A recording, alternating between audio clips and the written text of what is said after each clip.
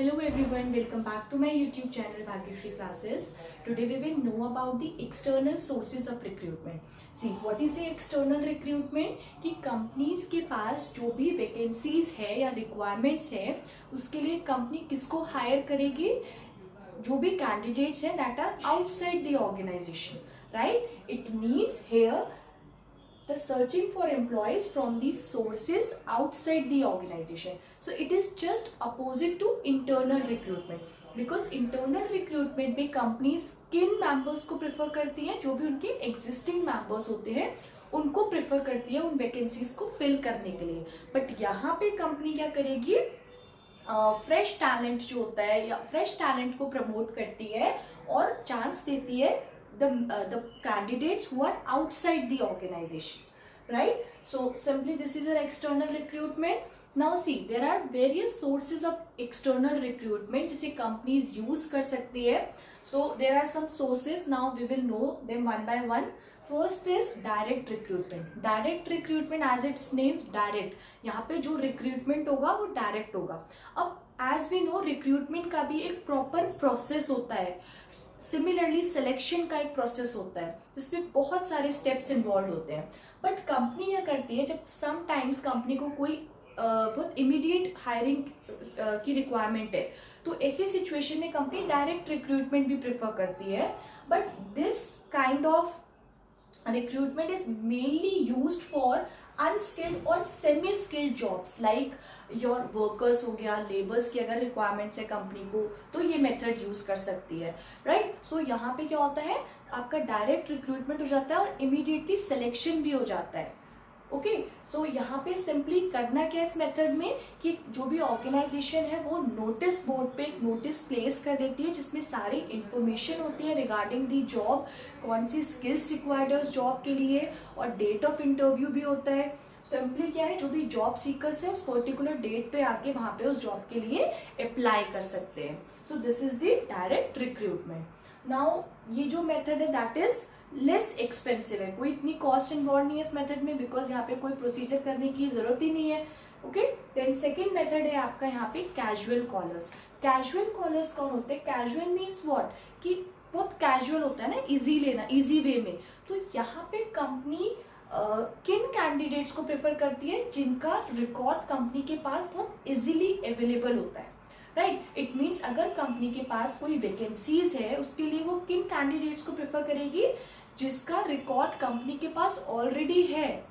अब वो कैसे हो सकता है कि इट मीन्स उन कैंडिडेट्स ने पहले कभी उन कंपनीज में अप्लाई किया होगा जॉब में, राइट? सो फॉर एग्जाम्पल अगर वॉक इन इंटरव्यूज हो रहे हैं किसी कंपनी में, वॉक इन इंटरव्यू मीन्स कि जिस भी पोस्ट के लिए इंटरव्यू है अगर मेरे में उस पोस्ट और एरिया से रिलेटेड स्किल्स है, क्वालिफिकेशन है, then I can easily apply for that job and directly go for the interview. Okay, तो अगर सपोज मैं किसी वॉक इन इंटरव्यू में गई तो जो मेरा सारा जो मेरे को एक फॉर्म फिल करना पड़ेगा सबसे पहले, तो जो भी मेरी इंफॉर्मेशन है वो कंपनी के पास क्या होगी? स्टोर हो जाएगी. कंपनी उन इंफॉर्मेशन को, सारे डेटा को रिकॉर्ड करती है अपने पास कि इन फ्यूचर अगर कंपनी को कभी कोई रिक्वायरमेंट हो तो वो उन एप्लीकेशंस में से कंसिडर कर ले, right? So this is your casual callers. अब थर्ड है आपका advertisement. This is very popular method nowadays. Simple क्या है, कंपनीज या ऑर्गेनाइजेशन अपना वैकेंसी एड रन कर सकते हैं. किसके थ्रू? टीवी पे रन कर सकते हैं, टेलीविजन के थ्रू, और आपके वेरियस अदर्स आपके मीन्स है, ऑनलाइन मीन्स है, उसके थ्रू आपके प्रमोट कर सकते हैं अपने ऐड को. Simple trade and professional journals को यूज कर सकते हैं अपने ऐड को प्रमोट करने के लिए. तो सिंपल क्या है, this is a very popular method and it is also a very costly method. इसमें काफी कॉस्ट इन्वॉल्व होती है. अगर किसी भी ऑर्गेनाइजेशन को अपना एड रन कराना है तो काफी पैसा लगता है. Okay, so this is advertisement.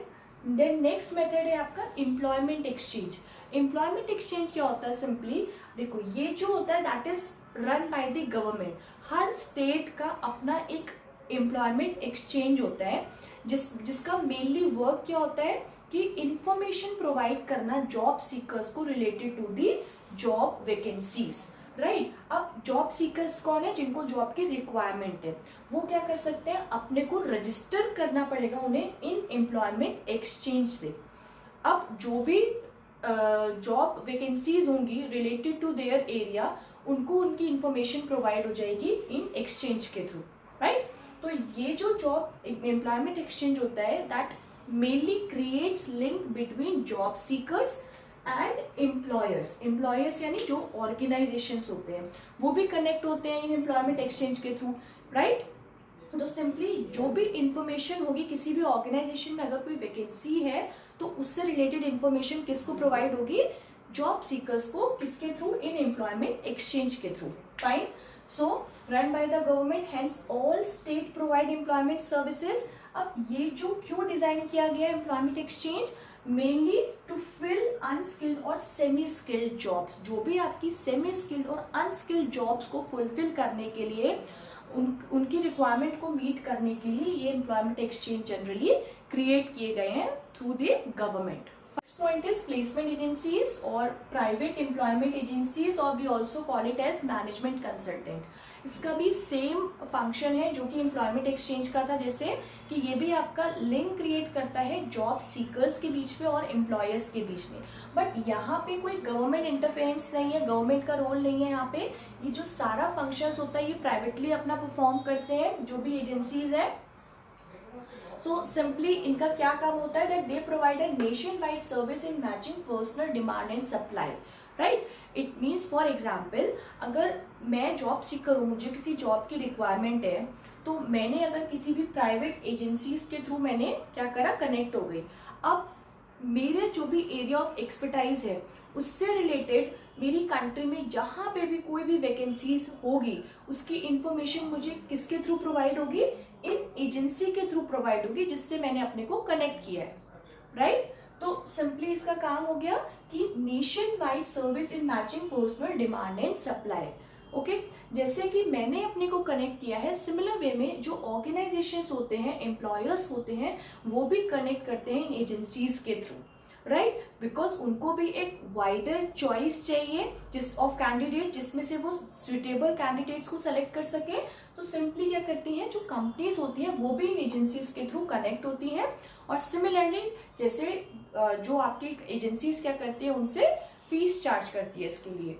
And sometimes क्या होता है, they perform the function of recruitment and selection of employees on behalf of various organisation. कुछ ऑर्गेनाइजेशन का तो पूरा प्रोसेस ही इन एजेंसीज के थ्रू होता है। It means recruitment as well as selection process also done by these agencies, right. So this is a placement agency. The next point is what? Campus recruitment. It is very popular nowadays. कि simply after completing the schooling, when we go to college, so what we generally want that कि जो भी institute है या college है वो campus placement provide करता है। कैंपस रिक्रूटमेंट और कैंपस प्लेसमेंट इज व्हाट, कि सिंपली उस जो भी कैंपस है, जो भी कॉलेज का कैंपस है, जो भी इंस्टीट्यूट है, उसका जो भी प्रीमाइसेस है, वहाँ पे कंपनीज आके इंटरव्यूज कंडक्ट करती हैं, that is your campus recruitment, right. तो simply companies conduct interview in college campuses. तो इससे क्या होता है, इससे सिंपल वे में जो स्टूडेंट्स होते हैं उनको क्या होती है, अपॉर्चुनिटी प्रोवाइड होती है कि उनको चांसेस मिलता है इंटरव्यू देने का अपने कैंपस में। उनको कहीं इधर उधर जाने की जरूरत नहीं, उनको उनके कैंपस में ये अपॉर्चुनिटी मिल रही है कि वो इंटरव्यू दे सकते हैं, राइट। नेक्स्ट पॉइंट है आपका recommendation of employees. This is very easy method, simple. इसमें क्या है कि कंपनीज जो होती हैं वो क्या करती है, सपोज उनके पास फ्यू वैकेंसीज है, तो कंपनी क्या कर सकती है, जो भी उनके एग्जिस्टिंग एम्प्लॉयज हैं उनको encourage कर सकती है कि वो किसको रिकमेंड करें। अगर उनके कोई नोन में या रिलेटिव्स में, फ्रेंड्स में, अगर उस पर्टिकुलर जॉब से रिलेटेड उनमें स्किल्स है किसी में, तो वो उस पर्टिकुलर जॉब के लिए अपने नोन को या फिर जो भी फैमिली फ्रेंड्स है किसी को भी क्या कर सकते हैं, रिकमेंड कर सकते हैं, राइट। देन नेक्स्ट मेथड है आपका labour contractor. This method is also used to hire unskilled or semi-skilled workers, right? यहाँ पे अगर सपोज वर्कर्स की रिक्वायरमेंट है तो हम लेबर कॉन्ट्रैक्टर्स के थ्रू कर सकते हैं। अब लेबर कॉन्ट्रैक्टर्स क्या होते हैं, कॉन्ट्रैक्टर्स कौन होते हैं, जो आपके जनरली कंस्ट्रक्शन बिजनेस में आपके इनका रोल होता है कॉन्ट्रैक्टर्स का, जो क्या करते हैं, कंपनी के या ऑर्गेनाइजेशन के बिहाफ पे कॉन्ट्रैक्ट लेते हैं। फॉर एग्जाम्पल, अगर कोई बिल्डिंग का कंस्ट्रक्शन होना है तो बिल्डर्स किसको अपना कॉन्ट्रैक्ट देंगे, कॉन्ट्रैक्टर्स को। राइट। अब कॉन्ट्रैक्टर्स तो बिल्डिंग्स को कंस्ट्रक्ट नहीं करेगा, कॉन्ट्रैक्टर को क्या रिक्वायर्ड है, वर्कर्स रिक्वायर्ड है, लेबर्स रिक्वायर्ड है। तो कॉन्ट्रैक्टर का क्या काम होगा, वो अब कंपनी के बिहाफ में सारे लेबर्स को, वर्कर्स को हायर करेगा, राइट। तो यानी इन वर्कर्स की, लेबर्स की जो भी इंफॉर्मेशन होती है वो किसके पास होती है, कॉन्ट्रैक्टर्स के पास। तो कंपनीज कई बार डायरेक्टली क्या कर सकती है, कॉन्ट्रैक्टर्स को बोल सकती है, अगर उन्हें वर्कर्स की रिक्वायरमेंट है, लेबर्स की, कि डायरेक्टली कॉन्ट्रैक्टर क्या करे, उन्हें हायर करे, right. Then last point is web publishing. So in this, यहाँ पे क्या होता है कि कुछ वेबसाइट्स, फॉर एग्जाम्पल आपका मॉन्स्टर हुआ, shine.com, naukri.com, ये सब क्या है, स्पेसिफिकली डिजाइन की गई है, जिसके थ्रू क्या होता है, जो भी जॉब सीकर्स है उनको अपने को इन वेबसाइट से कनेक्ट करने की जरूरत है, लॉग इन करने की जरूरत है, और फिर जो भी इंफॉर्मेशन होगी related to job vacancies, they can easily get through these website.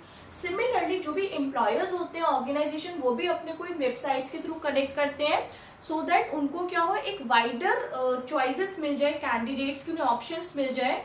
तो this is your what, web publishing, right? So these are some sources of external recruitment, and thank you for watching my video, and please like and subscribe the channel for more such videos. Thank you.